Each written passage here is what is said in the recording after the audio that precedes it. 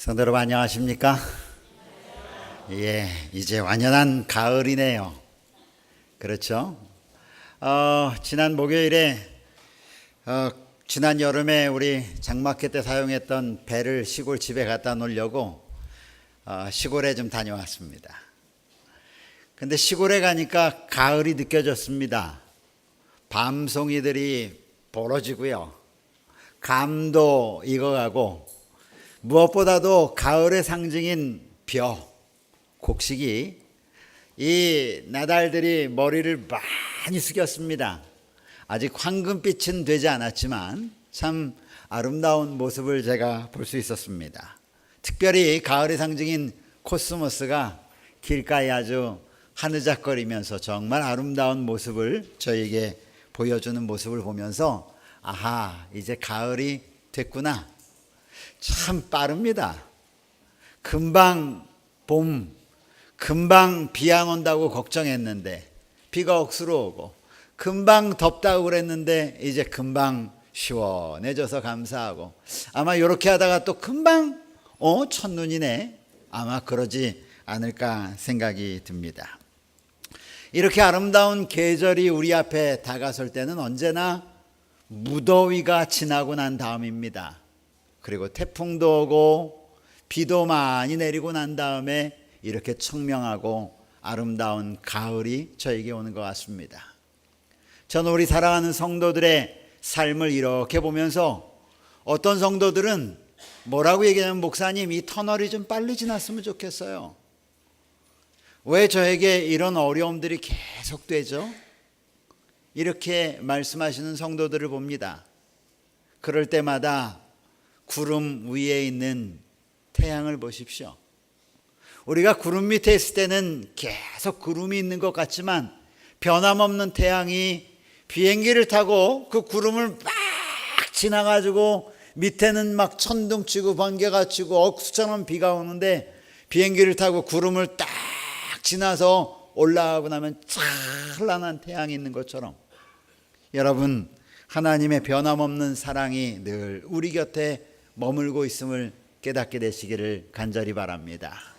특별히 귀한 계절, 아름다운 계절을 우리에게 허락하신 우리 하나님께 감사드립니다. 오늘은 안식일입니다. 이 하나님께서 구별해 놓으신 거룩한 시간 속에 동참하신 여러분에게 배나 더한 기쁨과 즐거움이 있기를 간절히 바랍니다. 사람들은 안식일을 모르잖아요. 그렇죠? 하나님의 거룩한 시간에 이 기쁨을 모르지 않습니까? 그런데 우리는 다른 사람들이 알지 못하는 이 놀라운 안식일의 진리를 가지고 있는 백성인데, 진리를 많이 가지면 가질수록 그 진리를 가진 백성 가운데는 어떤 냄새가 나야 되겠습니까? 기쁨과 즐거움의 냄새가 나는 것입니다. 그것이 진리를 가진 자의 특징입니다. 진리가 너희를 자유케 하리라. 이 말씀의 의미는 자유함이란 의미 가운데는 진리가 너희를 행복하게 하겠다는 말씀입니다. 그러므로 여러분, 이 안식의 거룩함 속에 들어오신 여러분들이 다른 사람보다 이 안식의 기쁨을 더 많이 누리며 하나님께 감사하는 성도가 되시길 바랍니다. 지난 안식일로에서 우리는 지난 4개월 동안 함께 말씀을 나누었던 빌립보서를 마쳤습니다. 이게 나오지 말아야 되는데 나와가지고, 그런데 오늘 혹시 교회를 오시면서 이거 보기 전에 목사님이 이번 주부터는 무슨 말씀을 주실까 혹시 궁금해 하셨던 분들도 계십니까? 기대가 좀 됩니까? 저를 위해서 네라고 대답해 주셔서 감사합니다. 저는 여러분이 기대하기를 바랍니다. 안식일 올 때마다 오늘은 무슨 말씀이지? 오늘은 어떤 책이지? 오늘은 이 말씀을 통해서 무슨 기별의 말씀을 주시려고 하지? 저는 기대가 됩니다. 늘.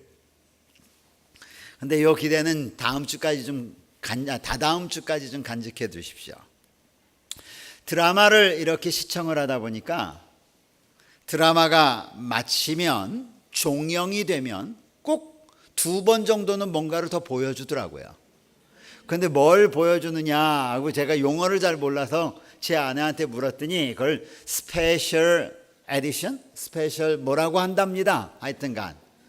그래서 지난주로 마쳤는데 목사님이 왜 빌립보서를 또 가지고 나오셨을까? 스페셜 sermon입니다.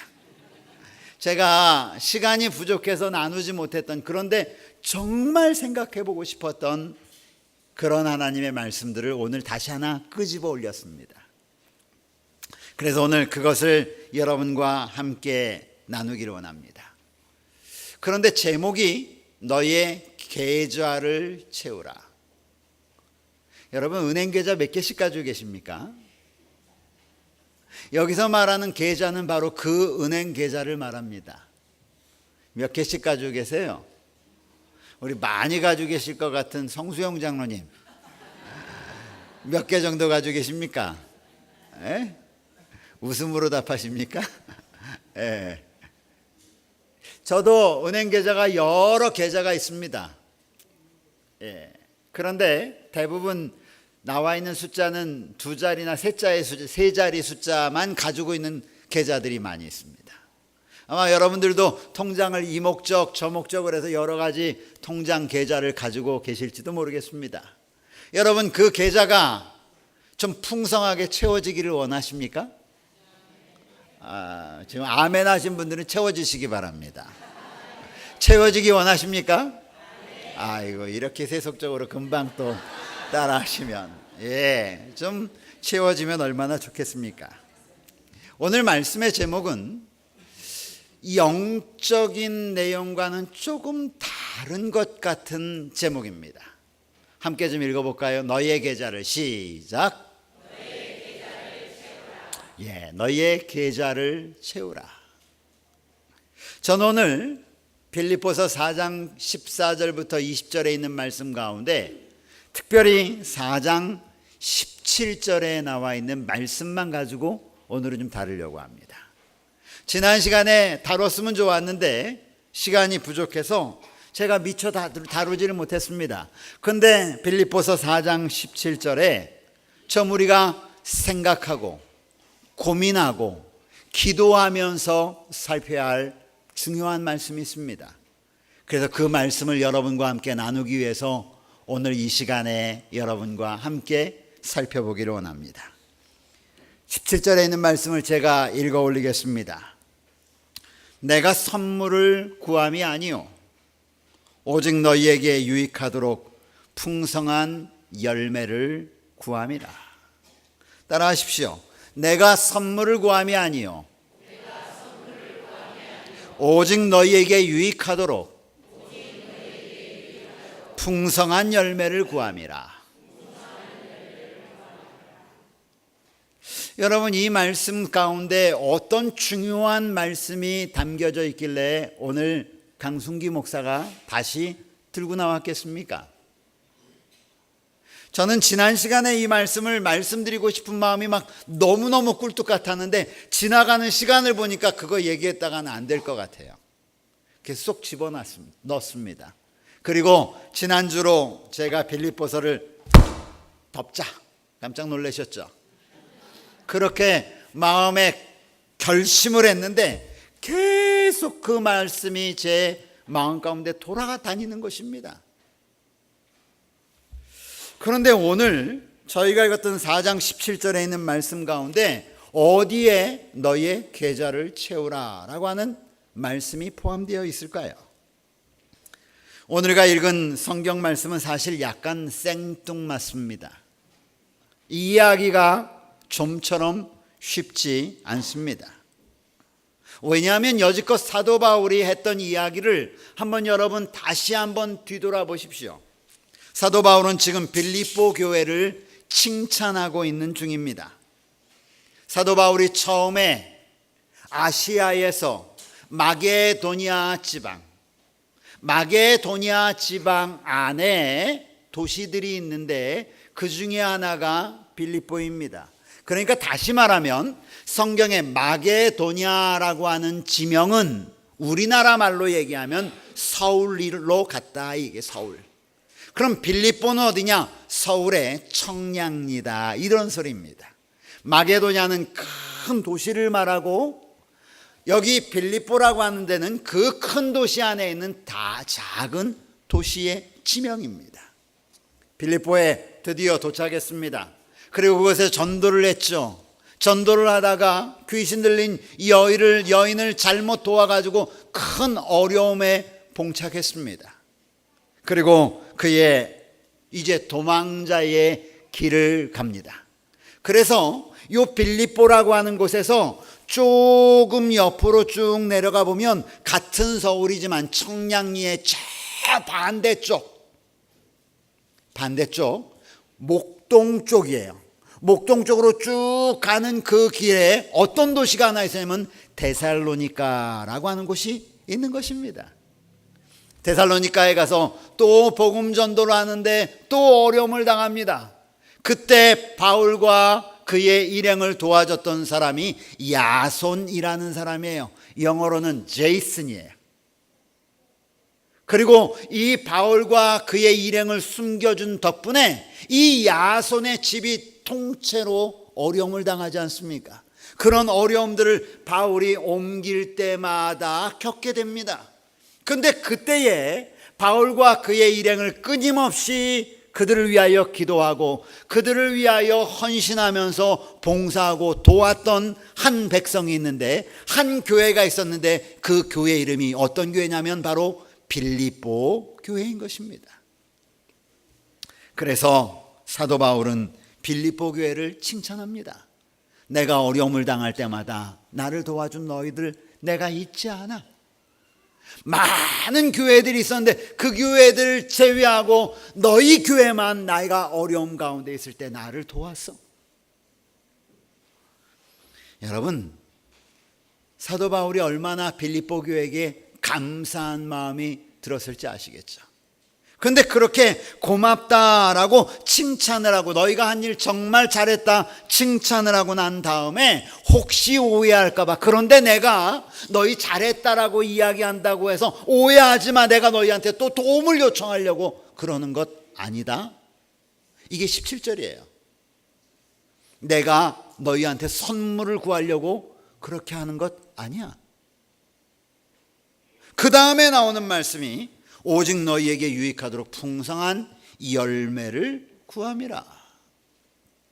여러분, 칭찬 이야기를 실컷 하고 여지껏 배경 이야기를 하다가 왜 갑자기 생뚱맞게 사도 바울이 열매 얘기를 합니까? 왜 풍성한 열매를 구한다라고 하는 생뚱맞는 열매 얘기를 하느냐 이 말이에요. 저는 이 말씀을 계속 묵상할 때마다 사도 바울이 왜 이런 말씀을 하셨을까 퀘스천이 들기 시작했어요.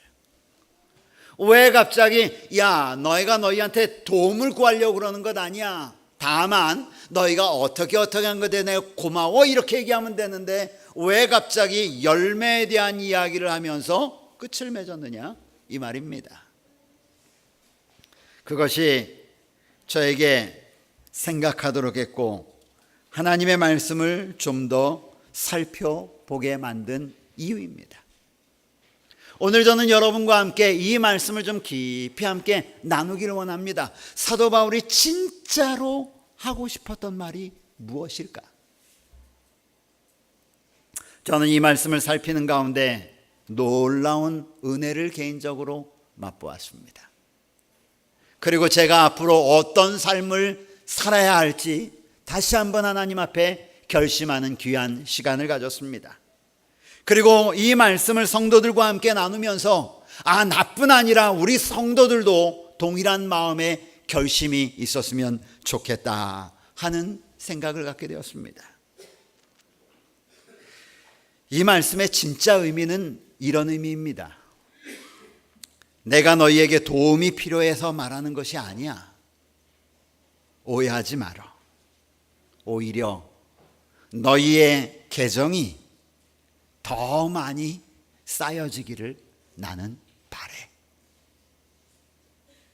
열매가 풍성히 맺히기를 원하노라가 아니라 내가 너희에게 도움이 필요해서 그렇게 너희를 칭찬하는 것 절대 아니다. 오해하지 마. 오히려 너희의 계정이 더 풍성하게 기록되어지기를 나는 바랄 뿐이야. 지금까지 사도 바울은 영적인 일에 대하여 계속 이야기했습니다. 그런데 오늘 사도 바울이 말한 너희의 계정, 너희의 계좌가 가득 채워지기를 바래, 이 말은 무슨 말이냐면 세속적인 용어입니다. 다시 말하면 너희의 저금 통장이 돈이 왕창 들어와 가지고 저축이 차곡차곡 쌓여지기를 내가 바란다, 이 말입니다. 왜 사도 바울이 여지껏 영적인 측면의 이야기를 하다 갑자기 세상적인 관심으로 그의 관심을 바꾸어 버립니까? 무엇 때문에, 무슨 이야기를 하고 싶어서 사도 바울이 여지껏 영적인 일에 대하여 봉사한 빌립보 교회를 칭찬하다가 갑자기 너희의 계좌, 너희의 계정, 너희의 저금 통장이 점점 쌓여져 가지고 거기가 more and more 풍성해지기를 바란다라고 왜 이야기했겠느냐, 이 말입니다. 사도 바울은 지금 빌립보 교인들이 행한 일, 즉 어려움 가운데 있었던 자신과 자기의 전도단들을 지원하고 도운 일들에 대하여 지금 이야기하고 있었습니다. 그런데 그 이야기를 하다가 사도 바울은 그런 일들을 통하여 너희의 계정, 너희의 통장이 불어나기를 바란다라고 이야기하는 걸 가만히 생각해 보니까 사람들, 빌립보 교인들이 가지고 있던 통장, 계정이 늘어나는 일과 그들이 행한 선행은 연관이 되어 있다는 사실을 우리가 생각할 수 있는 것입니다. 그렇다면 사도 바울은 우리에게 말하기를, 우리 눈에 보이지 않지만 우리 각 사람이 통장을 가지고 있다라고 말합니다. 우리 눈에 보이는 국민은행, 우리은행, 무슨 은행, 제가 국민은행 먼저 얘기한 건 우리 신종옥 집사님 때문에 그런 거예요.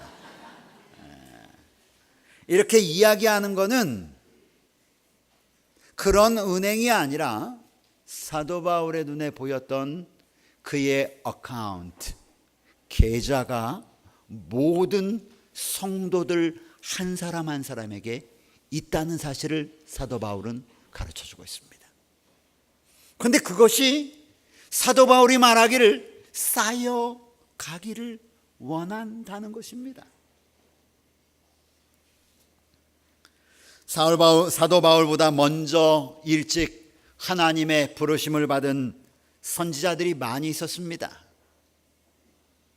그런데 사도 바울이 오늘 갑자기 통장 얘기를 한 것은 자기의 생각인가, 다른 사람들, 선지자들의 공통된 이야기인가? 다니엘은 그의 책 다니엘서 7장 10절에 이렇게 이야기합니다.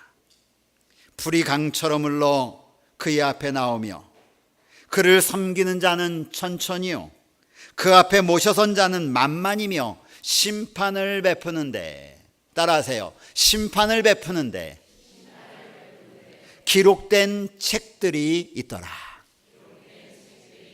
뭐가 있다고요? 기록된 책이 있다는 것입니다. 하나님께서 사람을 판단하실 때에, 하나님께서 사람의 참 믿음을 판단하실 때에 그 판단을 위하여 사용하는 무엇인가 계정이 있다는 것입니다. 사도 바울만이 가지고 있던 생각이 아니었습니다. 구약의 선지자들 대부분이 말하기를, 그렇다고 여러분, 저는 하늘에 우리 한국 사람들이 쓰는 노트처럼 그런 볼펜으로 쓰는 노트가 있다고는 생각지 않습니다. 사람이 이해할 수 있는 최선의 용어로 책이라는 모양을 기록해 놓았지만은 하나님께는 어떠한 사람들의 어떤 기록물을 가지고 온 어떤 형태의 기록물이 있다고 하는 것입니다. 그것을 사도 바울은 계정이라고 말합니다. 그것을 사도 바울은 너의 계좌라고 말합니다. 그것을 사도 바울과 다니엘은 그것을 책이라고 말합니다. 그런데 또 다른 책, 사도 요한, 마지막 사도죠. 사도 요한도 그의 책 요한계시록 20장 12절에 기록하기를 이렇게 말합니다. 또 내가 보니 죽은 자들이 큰 자나 작은 자나 이 땅에 살아갔던 모든 사람이란 소리예요. 그 사람들이 다 하나님의 보좌 앞에 섰는데, 여러분, 죽은 사람들이 어떻게 보좌 앞에 섭니까? 죽었는데 그 영혼이 올라가서 서나요? 아니, 그런 말이 아니에요. 여기에 나오는 말은 모든 이 땅의 사람들이 하나님 앞에 서서 그의 구원의 문제를 다루는 심판의 시간이 있다는 것입니다. 그런데 섰는데 그 다음에 책들이 펴 있고, 뭐가 펴 있다고요? 뭐가 펴 있다고요? 책들이 펴 있고, 또 다른 책들이 펴 있는데 곧 생명책이라. 여러분, 책들이라고 하는 말은 책이 하나라는 거예요. 하나 이상이라는 거예요. 아하. 그런데 하나 이상, 그 다음에 몇 가지인지는 모르는데 그 여러 책들인데 그 중에 한 책의 이름이 생명책이랍니다. 이름만 들어도 좋은 책 같대요, 나쁜 책 같대요? 좋은 책 같대요. 여러분, 그 책에 여러분의 이름이 모두 다 기록되었음을 믿으시길 간절히 바랍니다. 여러분이 예수 그리스도의 십자가의 보혈을 의지하는 백성이라면 여러분의 공로 없이 우리 하나님께서 그 책에 여러분의 이름을 기록해 놓으시는 은혜를 허락하심을 믿으시길 간절히 바랍니다. 그 책이 생명책이랍니다. 죽은 자들이 자기 행위를 따라 책들에 기록된 대로 심판을 받겠다고 요한계시록 20장 12절에도 말합니다. 성경에는 이렇듯 하늘에는 책이 있다라고 얘기했고, 사도 바울은 빌립보 교인들이 행한 그 선한 일들에 대하여 말을 하면서 내가 이렇게 얘기하는 것은 너희에게 더 많은 도움을 받으려고 이야기하는 것이 아니라 너희의 선한 행실이 너희의 어카운트에, 너희의 그 책에, 너희의 그 기록에 more and more, 점점 더 많이 be credit, 영어로 했어요. be credit. 이 말은 be credit. 이 말은 뭐냐면 그 저축이 점점 쌓여져 가기를 내가 간절히 원한다라는 말이에요. 아멘입니까? 여러분, 이 사실에 대하여 엘렌 화이트는 각시대 대쟁투라고 하는 책에 이렇게 기록하여 말씀하셨습니다. 하늘에는 3권의 책이 있다. 그것은 첫째는, 따라하세요, 생명책. 둘째는 기념책. 세 번째는 죄악을 기록한 책. 이 세 번째는 기록이 좀 안 됐으면 좋겠어요. 그런데 여러분, 안 될 리가 있어요, 없어요? 없어요. 여러분과 저의 삶의 이 세 번째 책에는 기록이 좀 안 됐으면 좋겠는데 기록이 수도 없이 많이 되어 있어요. 남을 몇 월 며칠 강순기가 무슨 일을 하면서 아무개를 속였다. 몇 월 며칠 강순기가 운전하면서 속도를 위반했다. 왜였겠습니까? 여러분, 죄악 세상에 태어난 우리의 삶이 죄와 무관하지 않습니다. 우리의 책에는, 그 죄책에는 우리의 죄악들이 다 일일이 기록이 되어 있을 거예요. 그런데 그 죄악책으로 인하여 하나님의 거룩한 심판, 하나님의 율법에 비추어 봤을 때 여러분, 우리에게 내릴 수 있는 것은 무엇밖에 없느냐면 강순기, 이러한 기록들에 의하여 그는 사형에 처하노라. 여러분, 그때 나타나시는 분이 우리 구주 예수님이십니다.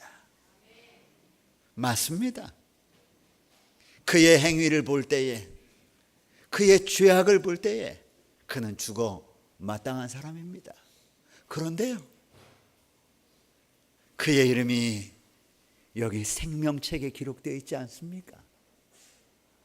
그가 자신의 죄를 다 회개하며 내려놓고 예수 그리스도의 십자가를 의지하겠다고 말하지 않았습니까?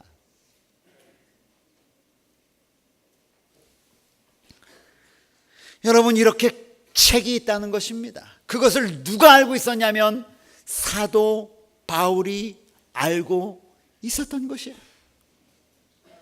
다니엘과 요한과 그 외 사도들이 복음서를 통해서 말한 사도 바울도 그 사실을, 사도 바울도 우리의 삶과 연관된 기록들이 있다는 사실을 그도 알고 있었으면서 그 사실을 빌립보 교인들에게 전하기를 원했던 것입니다. 그래서 그는 빌립보 교인들을 향하여 편지를 기록하면서 내가 간절히 바라기는 너희의 계정이, 다시 말하면 너희의 기록이, 너희의 선행을 기록했던 그 기념책에, 너희의 기념책의 기록들이 날로 풍성해지기를 내가 원한다라고 그는 기록한 것입니다. 어려움과 공금 가운데 있는 성도들을 돕는 것은 인간의 의지와 노력으로 될 수 있는 일이 사실은 아닙니다.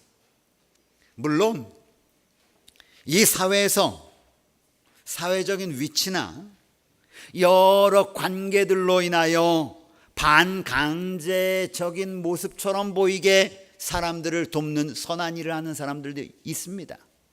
예를 들어 볼까요? 우리나라의 저 남부지방에 수해가 납니다. 그럼 수해를 방송에서 대거 부풀립니다. 그리고 막 알려주죠. 그러면 이것저것에서 수해연금을 모은다고 합니다. 그리고 사람들이 수해 헌금을 내기 시작합니다. 그리고는 방송에다 어느 기업 누구누구 사장의 어천 얼마, 어느 기업 뭐에 누구누구, 어느 기업 뭐에 얼마 이런. 제가 지금 이 말씀을 드린 것은 이렇게 하는 것이 나쁘다고 말씀드리는 건 아니에요. 의미 있습니다. 돕는 일이죠. 그런데요, 이런 행동들이 하나님은 결과를 보시는 하나님이 아니라 하나님은 과정을 보시는 하나님이세요. 이런 일들이 하나님이 우리를 구원해 주신 은혜 때문에 감동하여 나도 모르는 사이에 하나님의 사랑의 감동이 나를 움직여 남을 도운 것이 아니라 그것이 어떠한 인간적인 이유 때문에 그렇게 한 행동이라면 이것은 하나님께 있어서는 아무런 가치 있는 일이 아닌 것입니다. 그 칭찬은 누구에게 맞는 것이냐면 사람에게 받으면 끝나는 것이에요. 아하, 어떤 사람이 어떻게 했구나, 끝나는 것이에요. 하나님께 진정으로 가치 있는 것은, 하나님께서 진정으로 원하는 것은 하나님의 사랑으로, 하나님의 구원하심 때문에, 하나님의 인도하심 때문에 감동이 되어 자기도 모르는 사이에 성령께서 자기를 주장하셔서 자기 속에 있는 것을 가지고 남을 돕고 지원하고 구해주는 그러한 일들을 하나님은 기뻐 보시고 그러한 일들이 너희의 계정에 차곡차곡 기록되어진다는 것입니다. 여러분, 무슨 말씀인지 아시겠죠? 예수님께서는 바로 이러한 믿음의 삶을 원하십니다. 하나님과 함께하는 백성, 하나님과 늘 함께 살아가는 백성은 바로 이러한 삶의 모습을 간직하고 살아가는 백성이어야 합니다. 마태복음 22장과 마가복음 12장, 누가복음 10장에 보면은 한 서기관, 율법사가 나옵니다. 근데 율법사는 늘 예수님 곁에 졸졸 쫓아다니면서 뭘 보냐면 예수님이 어떻게 대답하시는지를 늘 지켜보는 사람입니다. 근데 예수님이 말씀하시는 거 보니까 기가 막히게 똑똑하세요. 질문에 대하여 답변을 하시는데 정말 놀랄만한 답변을 합니다. 성경에 대하여 질문하면 질문할수록 모르는 답을 못하는 것이 하나도 없는 거예요. 그런데 이 율법사는 다른 말로 하면 서기관이에요.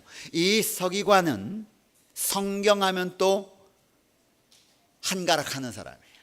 그래서 예수님을 어렵게 만들 각오를 하고 질문을 합니다.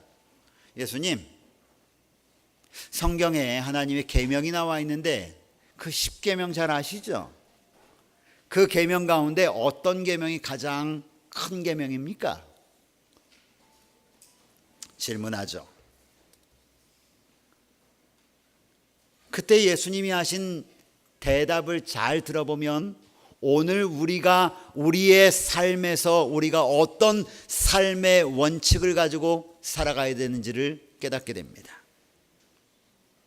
예수님은 이렇게 말씀하십니다. 예수께서 이르시되 내 마음을 다하고 목숨을 다하고 뜻을 다하여 주 너희 하나님을 사랑하라 하셨으니 이것이 크고 첫째 되는 계명이요 둘째도 그와 같으니 내 이웃을 내 자신과 같이 사랑하라 하셨으니 이 두 계명이 온 율법과 선지자의 강령이니라. 시대의 소망 3권 45쪽에는 이 사실에 대하여 이렇게 말하고 있습니다. 어느 분 휴대폰이 계속 울리죠? 교회 오실 때는 휴대폰을 끄고 들어오시면 참 좋겠습니다. 시대소망 3권 45쪽에는 이렇게 말합니다. 이 두 계명이 다 사랑의 원칙의 표현이다. 하나님께서 내 마음의 보좌에 바른 자리를 차지하고 계실 때, 이 굉장히 중요한 말씀이세요. 잘 들으세요. 하나님께서 내 마음의 보좌에 바른 자리를 차지하고 계실 때에 우리 이웃에게도 바른 자리를 줄 수 있는 것이다. 따라하십시오. 하나님께서 내 마음의 보좌에 바른 자리를 차지하고 계실 때 우리 이웃에게도 바른 자리를 줄 수 있는 것이다. 여러분, 결국 빌립보 교인들이 행한 일은 외적으로 나타날 때는 어려움과 고난 가운데 있는 형제를 도왔지만 그 사실을 하늘에 기록한다고 하는 사실은 그것은 형제를 도운 것이 아니라 하나님과의 바른 관계를 세우고 있는 하나님의 백성이라고 기록한 것입니다.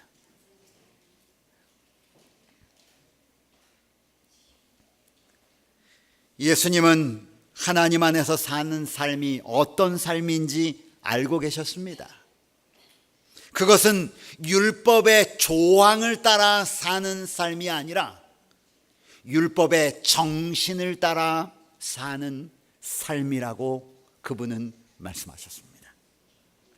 사도 바울도 역시 이 사실을 알고 있었던 것입니다. 그래서 빌립보 교인들이 예수님 안에서 행한 그 선행이 얼마나 아름답고 얼마나 많이 도왔느냐가 아니라 빌립보 교인들이 행했던 그 일이 하나님을 안에 모셨기 때문에 가능한 일이었다라고 그들을 칭찬하는 것입니다. 바로 이러한 선행이 구원받은 하나님의 백성들이 경험하는 사랑의 실천이 되어야 합니다. 사랑하는 성도들이요, 오늘 우리가 하나님의 구원하심의 은혜 가운데 살아간다면 하나님의 사랑은 우리의 삶 속에서 역사하여 동일한 사랑으로 하나님뿐 아니라 우리 곁에 있는 우리의 형제와 우리의 자매와 우리의 이웃들에게도 그대로 하나님의 사랑이 재현될 것입니다. 그리고 그런 사랑과 봉사의 실천이 하늘 기념책에 넉넉히 기록되어지는 것입니다. 교회 증언 2권 35쪽 36쪽에는 이렇게 말씀하십니다. 하나님께서 받아주시는 것은 빈번한 회집 예배가 아니다. 잘 들으십시오. 하나님께서 받아주시는 것은 빈번한 회집 예배가 아니다. 그것은 중언 부언하는 기도도 아니다. 그것은 합당한 때에 합당한 일을 행하는 선행이다. 따라하세요. 그것은 합당한 때에 합당한 일을 하는 선행이다. 여러분, 그 선행이 무엇 때문이냐면 하나님과의 올바른 관계 안에 내 자신이 있기 때문에 나도 모르는 사이에 하나님이 나를 움직여 가시는 것입니다. 그것은 자신을 보다 적게 돌아보고 남을 향한 긍휼을 더욱 많이 베푸는 것이다. 그리하면 하나님께서 그들을 물이 끊어지지 아니하는 물된 동산같이 만드실 것이다. 여러분, 진리입니다. 이제 빌립보서를 정말 끝내려고 합니다. 그동안 빌립보서와 함께 우리의 믿음의 여정을 걸어오면서 여러분, 어떤 성경절, 어떤 단어, 어떤 말씀들이 여러분의 마음 가운데 기록되었는지 저는 잘 알지 못합니다. 그러나 이 빌립보서를 통하여 우리에게 말씀하시는 하나님의 은혜가 여러분 가운데 충만히 임하게 되기를 간절히 바랍니다. 빌립보서는 빌립보 교인들에 대한 사도 바울의 감사의 편지입니다. 비록 그가 로마의 감옥에 있었지만 그는 빌립보를 기록하면서 그의 마음 가운데 흘러놓은 넘치는 감사의 마음을 주체할 수가 없었습니다. 그는 그의 편지를 이제 이렇게 마칩니다. 그리스도 예수 안에 있는 성도에게 각각 내 인사를 전해주렴. 나와 함께 있는 형제들이 너희에게 문안하고 모든 성도들이 너희에게 문안하되 특별히 로마에서 가이사의 집사람, 로마에서 내가 전도한 믿음의 형제들이 너희에게 문안하느니라. 주 예수 그리스도의 은혜가 너희 모든 성도들의 심령에 있을지어다. 예수님의 은혜가 우리 사랑하는 교문이교회 성도들에게 풍성히 임하시는 그런 안주, 그런 귀한 안식일 되시기를 바라면서 말씀을 마칩니다.